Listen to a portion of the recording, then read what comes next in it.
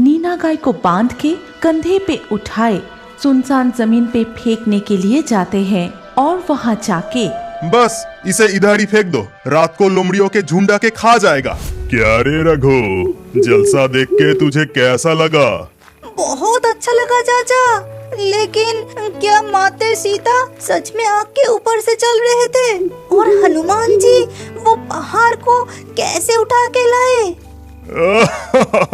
अरे बेटा, वो लोग नाटक कर रहे थे, बड़े हो जाओ सब समझ जाओगे। अभी यहाँ से जल्दी चलो, हमें नदी पार करके एक सुनसान जमीन भी पार करके जाना है। ऊपर से रात बहुत गहरी हो गई है, जल्दी चलो। ठीक उसी वक्त पीछे से एक बछड़े की आवाज सुनाई देती है।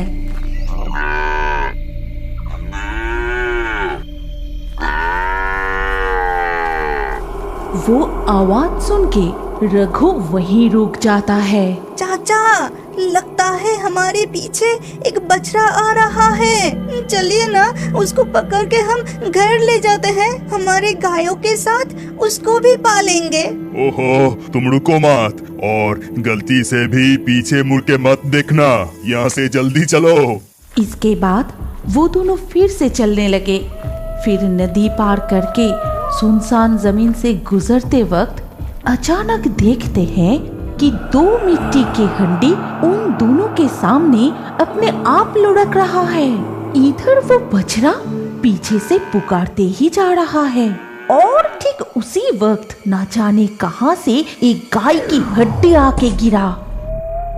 चुप चुप, जरा सा भी आवाज मत करो और गलती से भी पीछे मुड़ के मत देखना। आओ, तुम्हें कंधों पे बिठाता हूँ। तभी उसके चाचा ने रघु को कंधे पर उठाया और तेजी से घर की ओर चले गए। इसके बाद बिस्तर पर लेटे हुए रघु अपने चाचा से पूछता है, चाचा चाचा, तब वहाँ पे वो सब क्या हो रहे थे? और वो बछड़ा किसका था?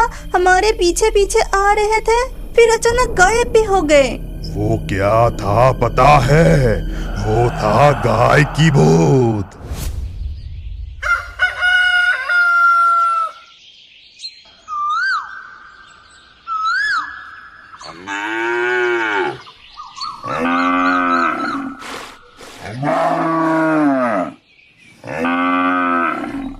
तुझे क्या हो गया है नीना गाय?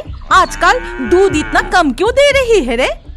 लगता है जब तक मार नहीं खाएगी दूध नहीं निकलेगी तेरी। अरे तुम खड़े खड़े क्या देख रहे हो? जरा इसको सबक तो सिखाओ। तभी रामू गाय को डंडे से जोर जोर से पीटने लगा और वो गाय दर्द से बहुत रोने लगी। आज सिर्फ इतना सा दूध दिया? देख अभी मैं तेरी क्या हालत करती हूँ। तुझे आज खाना नहीं मिलेगी, साथ में तेरी बछड़े को भी खाना नहीं मिलेगी। ए जी चले आओ। फिर रामू और मालती दूध की बाल्टी लिए गौशाला से चले जाते हैं। नीना गाय बहुत रो रही थी। ये देख लाली ने बोली, रो मत बहन, हमारी भाग्य में यही लिखा है। अगर दिन में वो 4 बार दूध निकालेंगे तो मैं और दूध कहाँ से लाऊंगी? इसके ऊपर ठीक से खाना तक नहीं देती और मेरे बछड़े को भी मेरी दूध पीने नहीं देती, इसीलिए वो सुबह से भूखा है और ये लोग मुझे हर दिन पीटते हैं। ये सिलसिला दिन ब दिन चलता ही रहा। रामू और मालती गायों को दिन भर अत्याचार करते थे, गायों को ठीक से खाना तक नहीं देते थे। अगर वो ज्यादा दूध नहीं दे पाते तो जुल्म और भी बढ़ जाती थी। इसके अलावा वो दोनों दूध में पानी मिला के बेचते थे। ऐसे ही एक दिन, रामू, ओ रामू, मुझे 2 प्याला दूध देना। तब रामू और मालती दूध की प्याला लिए बाहर आके कहते हैं, सुनो भैया, अगले महीने से दूध की दाम 5 रुपया करके और बढ़ेगी। अरे भाभी, एकदम से 5 रुपया बढ़ा दिया। इसके अलावा दिन ब दिन दूध तो पतला होता ही जा रहा है। क्या तुम दोनों ज्यादा करके पानी मिला रहे हो? ऐसा ही चलता रहा तो दूध लेना बंद कर देंगे हम। हाँ दिनेश चाचा, मेरी माँ भी कह रही थी, ये दूध पीने के बाद भी भाई की पेट नहीं भर रही है। लगता है चाचा चाची दूध में ज्यादा पानी मिला रहे हैं। नहीं नहीं, तुम्हें जरूर कुछ गलतफहमी हो रही है। हम दूध में जरा सा भी पानी नहीं मिलाते। ये लो दूध की दाम। वैसे भी दूध तो बिल्कुल पानी की तरह पतला है और दाम भी ज्यादा। सुनो, हम अगले महीने से तुम लोगों से दूध नहीं लेंगे। ये कह के वो लोग वहाँ से चले गए। तब रामू ने कहा, देखा ना भाग्यवान, तुम्हें बोला था कि दूध में इतना ज्यादा पानी मत मिलाओ। तुम तो मेरी कहा नहीं सुनती। तुम चुप ही रहो। हमारे दूध जरूर बिकेगी। कल से तुम शहर में जाके दूध बेच के आना। अगर गाय ठीक से दूध देती तो ये ज्यादा पानी नहीं मिलाना पड़ती। ये दोनों गाय को पीटना पड़ेगा। ये कहकर मालती ने गायों को डंडे से बहुत पीटना शुरू कर दिया। खुद की सारी गुस्सा दो गायों पर निकलती है और इतनी मार खा के नीना गाय उसी रात बीमार पड़ जाती है और सुबह होने से पहले ही वो मर जाती है। और सुबह होते ही, भाग्यवान, अरे ओ भाग्यवान, जल्दी इधर आके देखो। अरे क्या हुआ? सुबह सुबह इतना चिल्ला क्यों रहे हो? ये देखो, लगता है नीना गाय मर गई। कल इसे इतना पीटने की क्या जरूरत थी? जो हुआ वो अच्छा ही हुआ। वैसे भी ज्यादा दूध तो नहीं देती थी। अब इसे फेंकने की बंदोबस्त करो। इसे बांध के उस सुनसान जमीन पे फेंक के आओ। इसके जगह एक नया गाय खरीद लेंगे।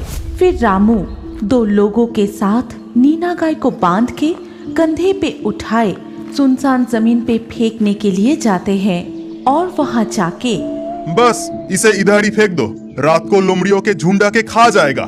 रामू, क्या तुम्हारा दिल एकदम पत्थर बन गया है? तुम गाय को इस तरह से, तुम्हें कष्ट नहीं होता? सुनो, मुझे इस गाय के लिए जरा सा भी कष्ट नहीं हो रहा है। यहाँ की बदबू मुझे सहन नहीं हो रहा है। चलो यहाँ से, और मुझे शहर भी जाना है।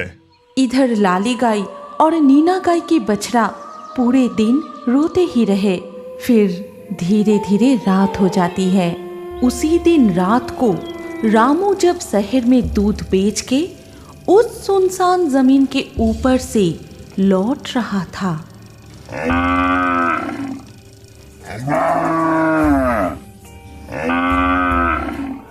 अरे बाप रे, इस सुनसान जगह में इतनी रात को गाय की आवाज कहाँ से आ रही है? रामू ने इधर उधर देखते ही उसे नजर आया कि एक बड़ा सा काली चीज पेड़ के नीचे से पुकार रही है।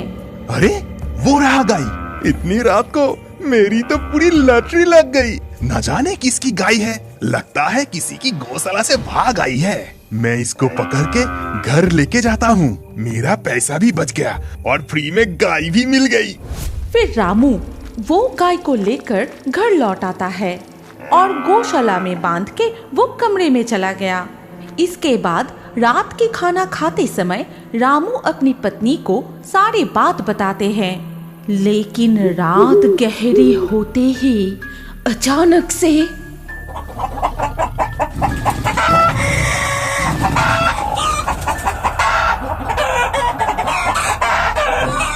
भाग्यवान, सुनाई दे रही है? ध्यान से सुनो। बाहर सारी मुर्गियां इस तरह से चिल्ला क्यों रहा है? वो आपस में लड़ रहे होंगे। तुम अब सो जाओ, कल सुबह देखेंगे। अगले दिन सुबह वो उठ के देखा कि उनके फार्म में एक भी मुर्गियां नहीं है। सिर्फ इधर उधर मुर्गियों की बहुत सारे पंख बिखर के पड़े हैं और पूरी जगह खून से भरी है।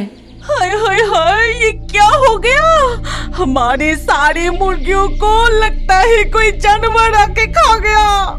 उसी दिन शाम को जब रामू और मालती दूध निकलने गए तो देखा कि बछड़ा लाली का दूध पी रहा है। ये देख उन दोनों को बहुत गुस्सा आता है।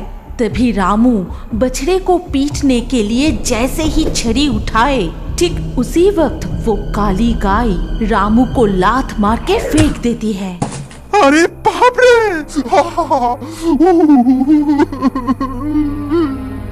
अरे इस गाय की इतनी साहस, तुम्हें लात मार के गिरा दिया। मैं आज इसे अच्छे से। ठीक उसी वक्त वो काली गाय दहड़ता हुआ उनके तरफ आने लगे। खून जैसी लाल उसकी दो आंखें, मुंह से लार टपक रही है। नुकीला दांत दो सींग चाकू जैसा चमक रहा है। इसकी चेहरा है भयानक काले दानव की तरह। अरे बाप रे, ये तो राक्षस जैसी चेहरा, ये तो गाय की भूत है। रामू और मालती गाय की ऐसी भयानक रूप देख के सारे होश खो बैठे। इसके बाद अगले दिन सुबह गांव के लोग जब उस सुनसान जमीन से गुजर रहे थे, तब उन्होंने देखा कि रामू और मालती की लाश वहां पड़ा हुआ है। हमारी कहानी यहीं पर समाप्त होती है। अगर आपको ये कहानी अच्छी लगी हो तो इस वीडियो को लाइक करें और अभी और एक नई मजेदार कार्टून देखने के लिए स्क्रीन के ऊपर इस वीडियो को क्लिक कीजिए और हमारे इस चैनल को जल्दी से सब्सक्राइब कर लीजिए।